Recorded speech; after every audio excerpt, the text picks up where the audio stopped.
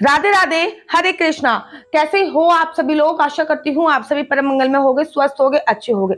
ये वीडियो बनाने से पहले मैंने कई बार सोचा, लेकिन फिर मेरे को लगा कि मैं नहीं तो कौन। अर्थात अगर मैं ही नहीं जागरूक करूंगी, क्योंकि मेरा काम आप लोगों को भक्ति के प्रति जागरूक करना है। जाने अनजाने में आप लोगों से बहुत गलतियां हो रही होंगी, लेकिन अगर मैं नहीं बनाऊंगी तो कौन बनाएगा? मुझे पता है कि ये वीडियो देखने के बाद न जाने मुझे कितनी गालियां पड़ सकती हैं। ये वीडियो देखने के बाद आप मुझे अनसब्सक्राइब कर सकते हो, कुछ कुछ गंदा भला बुरा भी मुझे बोल सकते हो, लेकिन मुझे अपनी परवाह नहीं है, मुझे आप लोगों की परवाह है। क्योंकि मैं तो ये गलती कर नहीं रही, लेकिन जाने अनजाने में आप लोगों से ये गलती हो रही है। क्यों? क्योंकि आप लोगों के ये वाले जो इस टॉपिक से संबंधित जो प्रश्न है वो मुझे बहुत बहुत बहुत बार पूछे गए हैं।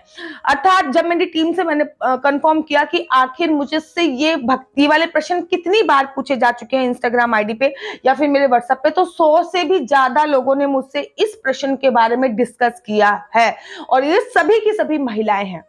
तो मेरे को पता है कि मैं बहुत हिम्मत जुटा के ये वीडियो बना रही हूँ और बहुत ज्यादा, लेकिन मेरे को लगता है कि हर किसी को जागरूक होना बहुत ज्यादा जरूरी है, इसलिए मैं ये वीडियो बना रही हूँ। बात आज हम लोग कर रहे हैं संभोग अर्थात सेक्स की।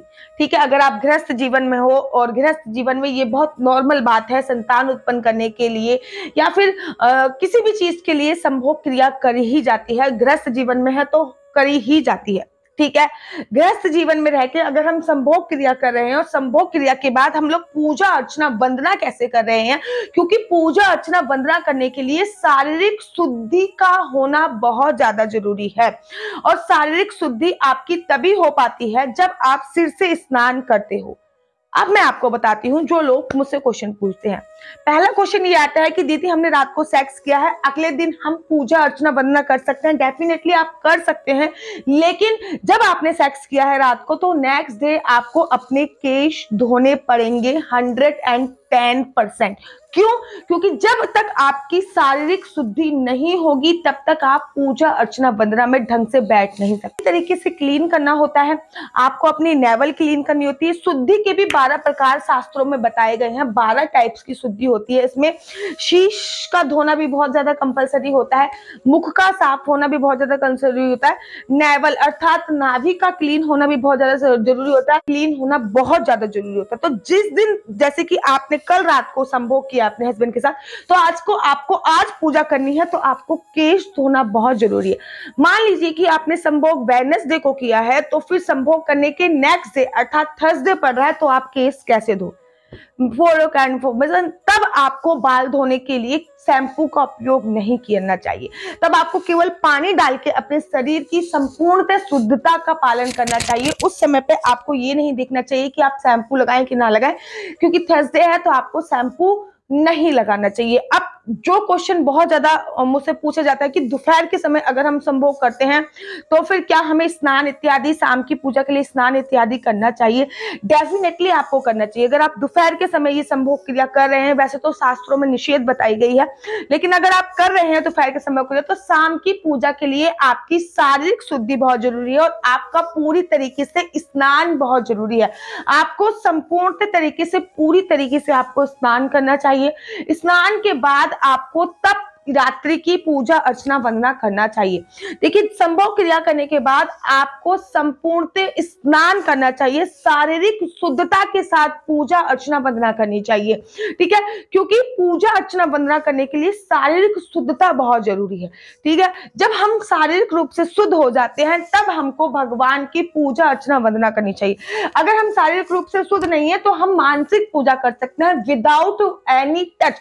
किसी भी मूर्ति को टच नहीं करना है, किसी भी माला झोली को टच नहीं करना, केवल ऐसे ही अगर हम शारीरिक रूप से शुद्ध नहीं है तो ओम नमो भगवते वासुदेवाय का जाप कर सकते हैं, लेकिन आप हनुमान चालीसा और गायत्री मंत्र का जाप भी बिल्कुल भी नहीं कर सकते जब तक आप शारीरिक रूप से शुद्ध ना हो जाओ।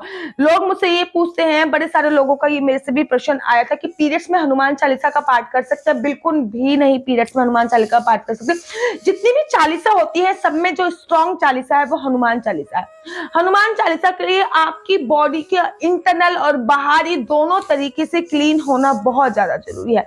ये मैंने आपसे कहा ना, ये वीडियो बनाने के लिए बहुत हिम्मत चाहिए, इसलिए मैं ये वीडियो बना रही हूँ। और अगर आप गृहस्थ जीवन में हैं तो आपको ये चाहिए कि आप एकादशी, दसवीं तिथि, ध्यान रखिए एकादशी, दसवीं तिथि, अष्टमी, ध्यान रखिए एकादशी, दसवीं तिथि, अष्टमी, पूर्णमासी के दिन, या फिर नवरात्रे, चाहे वो गुप्त नवरात्र हो चाहे वो उजागर नवरात्रे हो, किसी भी तीज त्योहार पे अगर आप संभोग क्रिया इत्यादि ना करें तो सबसे ज्यादा सर्वोत्तम माना जाता है। ठीक है, शुक्ल पक्ष और कृष्ण पक्ष का मैं कोई रूल्स रेगुलेशन नहीं बताऊंगी, लेकिन एक संभोग करने का एक पर्टिकुलर टाइम होता है। शास्त्रों में बताया गया है कि जब दूसरा पहर, रात्रि के 4 पहर होते हैं, एक पहर समाप्त होने के बाद जब दूसरा पहर प्रारंभ हो जाए, पहला पहर कब तक समाप्त हो जाता है? 10 बजे तक पहला पहर समाप्त हो जाता है। 10 बजे के बाद 1 बजे तक दूसरा पहर होता है। इस दूसरे पहर में जो काम वासना कीड़ा होती है वो आपको करनी चाहिए। फिर आप तीसरे पहर में भी कर सकते हैं, लेकिन अगर आप गर्भ धारण करने की सोच रहे हो तो तीसरे पहर में शास्त्रों में निषेध बताई गई है। चौथे पहर अर्थात 4 बजे से लेकर 7 बजे तक का जो चौथा पहर होता है, इसमें किसी भी प्रकार की काम वासना कीड़ा को संभोग को अंजाम नहीं देना चाहिए। अभी देवी देवता प्रातः काल बेला बोली जाती है, इसको अमृत बेला बोली जाती है। तो संभोग क्रिया करने का जो समय बताया गया है शास्त्रों में, वो दूसरा पहर और तीसरा पहर ही बताया गया है। प्रथम पहर में और चौथे पहर में आपको इस कार्य को अंजाम नहीं देना चाहिए। आपने वो कथा तो सुनी होगी कश्यप ऋषि की और दिति माता की।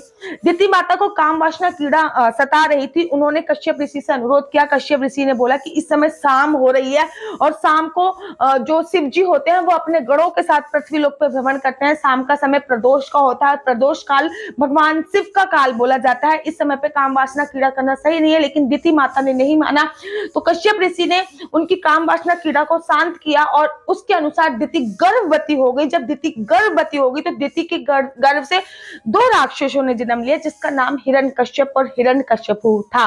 अर्थात शाम के समय आपको कभी भी किसी भी प्रकार की कोई काम वासना कीड़ा को अंजाम नहीं देना चाहिए। ये हमें भागवत में भी प्रमाण मिलता है। ये भागवत की कथा मैंने आप लोगों को सुनाई है। बिल्कुल भी किसी भी तरीके की काम वासना कीड़ा को अंजाम नहीं देना चाहिए। तो अगर आपसे मैं ये नहीं कहूंगी कि इससे रिलेटेड कोई भी प्रश्न हो तो मुझसे पूछ लीजिए, क्योंकि इस पे शायद दूसरी वीडियो में बनाने में थोड़ा सा असमंजस मुझे महसूस हो।